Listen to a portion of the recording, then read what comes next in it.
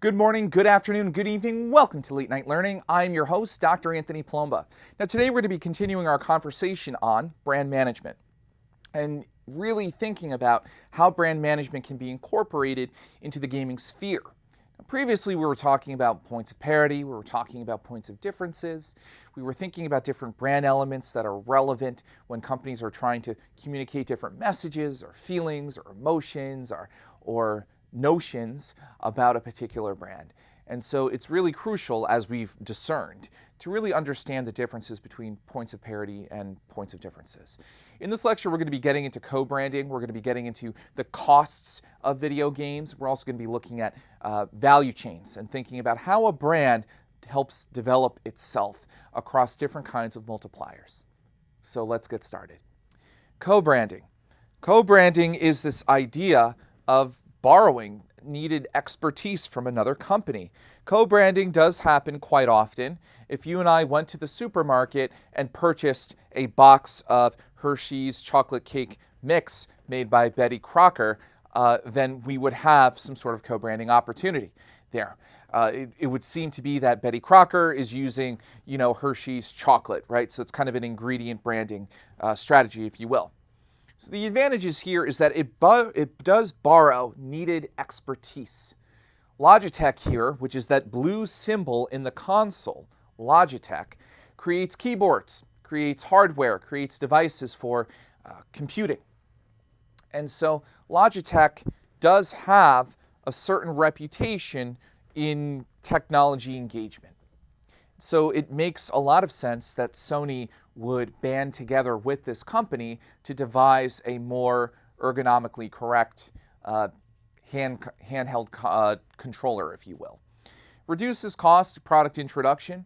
So I may know that if I'm introducing the PS3 and I have this as the console controller, I know that it may cost me less to introduce it. One, because there's familiarity with Logitech. Two, because people are familiar with how well Logitech runs, and three, people are already familiar with Sony and PlayStation, so they know the merging of the two can only mean better video gameplay experiences. It expands brand meaning into related categories, so people might find that Logitech is really sophisticated in gaming. People might also say, yeah, PlayStation's really interested in gamer experiences.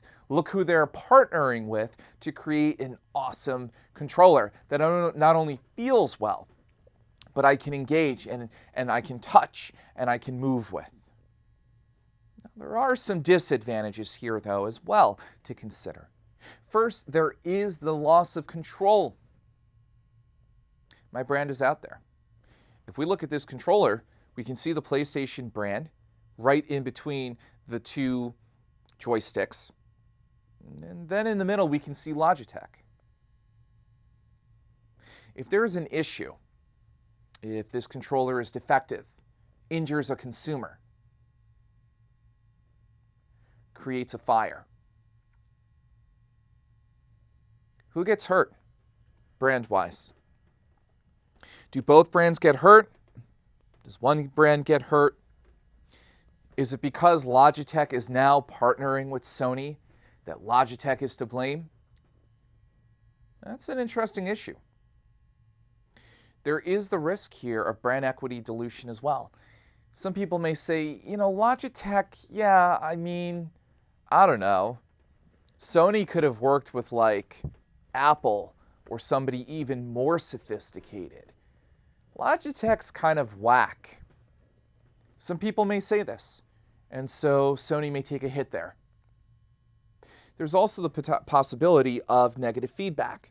People may not like the controller. They may blame both companies, they may blame one of the companies, and it could very well be that there's a lack of brand focus and clarity. What do you mean you're partnering with Logitech? That doesn't make sense. Or if a company like Panasonic came in, some people may perceive Panasonic, which is a tech brand, as an old brand. Why would you partner with them to create a video game console controller? It doesn't make sense. Are you looking for a different video game demographic? What are you looking for here? So these issues can manifest quite quickly if the brand co-branding strategy here isn't crystal clear and it's not a clear fit. Let's keep going. Ingredient branding. So I alluded to this earlier, but ingredient branding deals with one ingredient literally going into another product, if you will. So one of the ingredients is branded, and the product itself could be branded as well. I mean, Carvel ice cream obviously is a brand, but if I'm going to use Cinnabon flavoring or flavor, or if I'm going to use, chunks of a cinnamon bun or whatever it is, now I have ingredient branding going on. There's also Hershey's. So I alluded to this earlier, but we can have Betty Crocker, which is a cake mix, and then we can have Hershey's. And Hershey's is one ingredient that would be in brownies, right? Chocolate. So I could get any kind of chocolate, no problem, or I can get Hershey's chocolate, which is branded. This improves awareness, this helps out with preferences, and brand equity is created by a combination of materials here. So there is added equity when we're thinking about how we wish to enhance and improve the manner in which people perceive Betty Crocker's cake, or Carvel ice cream Cinnabon, for that matter. Let's keep going. Strategic brand management. And so when we think about Take-Two Interactive, we think of Rockstar. We're thinking about identifying and establishing brand positioning. Now, Take-Two Interactive is known for the NBA 2K stuff, among other things. And we also have Rockstar, who has produced a lot of Grand Theft Auto games. And so these companies are well positioned in their own right, in their own marketplace, planning and implementing brand marketing programs, measuring and interpreting brand performance, growing and sustaining brand equity. This is what we think about when we're thinking about strategic brand management. And my hat's off to EA Sports. EA Sports has been in the game for about 30 years now. And Electronic Arts is based in California and Florida. And this company has done quite well in positioning itself as the company for sports video games entirely. Let's keep going. When we think about brand management, we also have to think about costs. How do we convince somebody that something is worth the cost, worth the price? What I have here is a list of consoles throughout the years and kind of what it would be equivalent to today. So the Magnavox Odyssey went for $100 back in 1972. It's about $570 today. It's quite a bit. Atari went for $200, about $780 today. Nintendo Entertainment System went for $199, the equivalent of $430. SNES went for $199, equivalent of $350 today. We can see, even with PlayStation, $299 worth $460 today. PlayStation 2, equivalent to $411 today. Nintendo Wii went for $200, equivalent to $241 today. So what we can see here is that video game consoles, when adjusted for inflation, have come down in price quite a bit.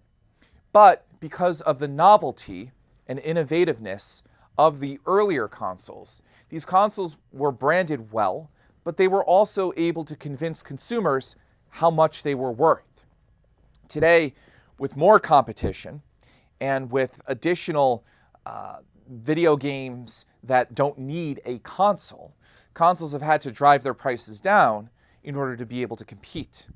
But nevertheless, it's important to realize here that good branding and good marketing can convince people about how much a particular product or service may very well be worth.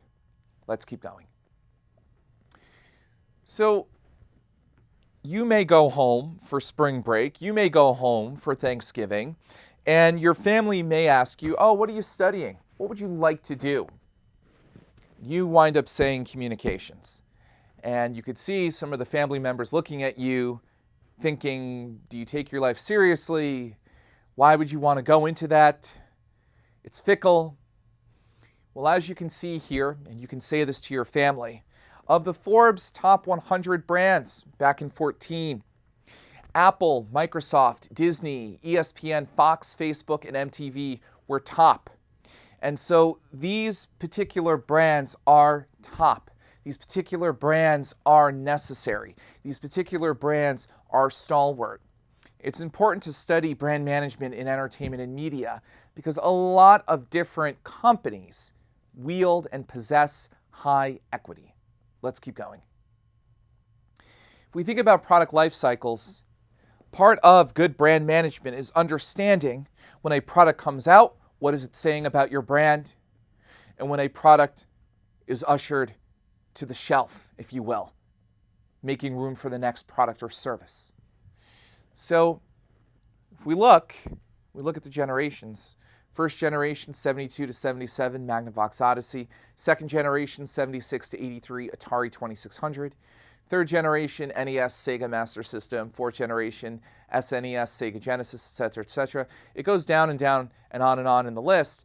By and large, by the early 2000s, this 6-year, 5-year cycle of consoles has been very, very popular. And so the ninth generation of consoles started in about 18 with the Nintendo Switch. So it really is kind of like every presidential cycle, almost, a little bit longer, in which we wait for a new console, in which we wait for something bigger and better and sleeker and quicker. And so if we're thinking about this product life cycle, then every 4 to 6 years, we have to think about how we want to manage our brand, what we want to communicate about our brand that's a bit different than what we were communicating earlier. Nintendo has done this with its Blue Ocean strategy, being able to communicate that it wants to envelop players into the game, literally, with the Nintendo Wii, that it's interested in being customizable for consumers. It's able to be portable. It's able to be feasible. It's able to be accessible. It's able to compartmentalize itself. It's able to adjust to consumers' lives. That's what the Nintendo Switch conveys, because you can sit down and play the game on a console, pick up the tablet, and then bring it with you and continue to play. Let's keep going. Economics of the video game business. Video game business prides itself on being a razor blade business, if you will. And so typically, although this is changing now, typically video game companies lose money on consoles, typically. Recently, they've been able to make slight profits, but typically they lose money. Where they make up for the loss is getting people to subscribe to online video game services, Xbox Plus or what have you, PlayStation Plus. All of those particular subscriptions are necessary to recoup losses. Additionally, purchasing video games also helps consoles recoup losses. I may take a $40 hit every time a video game console is sold. Chances are people are going to be purchasing 3 to 4 video games. I am going to be just fine. I will be able to make up my loss very, very quickly. Let's keep going. So if we think about how video games manage themselves, part of brand management is how markets are regulated and thought of, and how companies in the video game sphere, both consoles and developers and publishers, respond to changes in the market. So one nice model is structure, conduct, and performance. This is an industrial organization of industry. And so this idea that structure is the structure of the marketplace. What is going on in the marketplace? What kind of communication is in the marketplace? What kind of products and services and competitors are in the marketplace?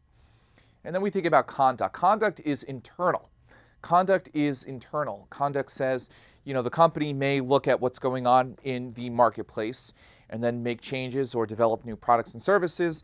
And then there's the performance itself. How the company performs in the marketplace will ultimately impact the structure and so on and so forth. So you could literally put an arrow from performance to structure, and that would be what is going on in this particular model. So it's kind of a feedback loop in that way. But it's a nice way to kind of think about and break down how a company reacts and responds to changes in a marketplace. Let's keep going. Media management, resource-based view. So we think about resources in an entertainment and media company. Think about it with video games. All video game developers, I suspect, use the same software, maybe have the same hardware, right? Any serious video game developer probably has similar equipment. Great. So let's say that most video game developers have the same equipment. This is the same for film studios, especially the major ones. This is the same for all major TV studios. Everybody has kind of the same equipment because everybody can afford to have it. Where's the difference? It's the people. This is still a business that is pushed by creatives. Creatives help make differences in gaming, in television, in film. This is why Ryan Murphy was recently signed to a $100 million deal with Netflix. Shonda Rhimes had something similar. One person can change everything. This is bigger than a piece of software. It's bigger than a piece of hardware. Resource-based view here states firms should discover assets and skills. And so what may be looked at here is value. What value is added by this resource? Looking at rareness, how rare is this resource? There is only one Shonda Rhimes. There is only one Phil Spencer who heads up Xbox. Non-substitutability, can you substitute this resource for something else? And inimitability, can this be copied by competitors? You can't mimic Ryan Murphy or Phil Spencer of Microsoft. You can't really replace him either. And so people are still at the forefront of a lot of media management decisions. And having somebody who is unique or having somebody who sees the market differently is very, very valuable. Let's keep going. There are two types of resources that I've just alluded to. The idea of property-based resources and the idea of knowledge-based resources. Companies are comprised of both. And it's important to know where value may lie in a company. With property, we're thinking about buildings, sets, hardware, software. Knowledge-based resources, those are likely your people, people you hire, the people with experience, the people who have interesting insights into certain issues or problems, or have experience building something for that matter. Let's keep going. With brand value chain, what we're looking at here are value stages. To build a brand takes years, especially if we're launching a new video game, could be a new action video game or a new fantasy video game. In every stage, we're trying to do different things here. So first, we have to invest in each of these stages to get interest in the new brand. And so first, we have the marketing program investment. And so this may deal with looking at the product, the communication, the kinds of employees behind it. And the multiplier here is the program quality. What is the quality of the marketing campaign? Is it clear? Is it relevant? Is there distinctiveness? Is there consistency? Once that campaign has been put out to help raise awareness of the brand, we then have the customer mindset, awareness of the customer. Has he heard of your brand? Does she have certain associations? Does she have attitudes? Is she attached to the brand? Is she acting on purchasing products or services from the brand? Or maybe conducting some sort of brand evangelism, being somebody who talks about the brand to other people.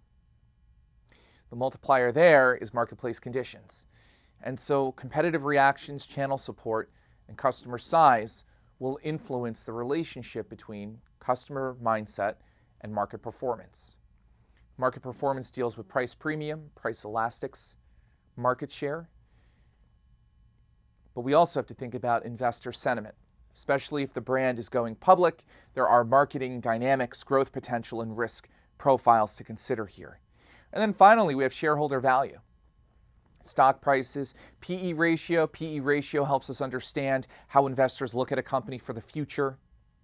And then market capitalization, the overall value of the brand itself. And so in looking at this chart, we can really see how complex it can be to manage a brand, to lift up a brand, and all of the different players that are associated here. It's important to have clear communication with customers, especially when you have a marketing program, because you're looking to shift the mindset of a consumer. We also know that with marketplace performance, marketplace conditions will influence this. And it goes the same for investor sentiment as well. And so when we're thinking about these big brands that may rely on going public. I've purchased Nintendo stock, and so Nintendo does have shareholders to appeal toward. It's important to think about first customers. Stock prices and market cap is an effect of what customers think. It's an effect of how customers have embraced your products and services. And so really putting that first and really thinking about how customers might embrace your brand, evangelize your brand, and really push forward your brand and maintain that customer relationship dynamic is so crucial to the development and long-term strategy of your brand. Well, that's all the time we have on Late Night Learning. As always, keep laughing and keep learning.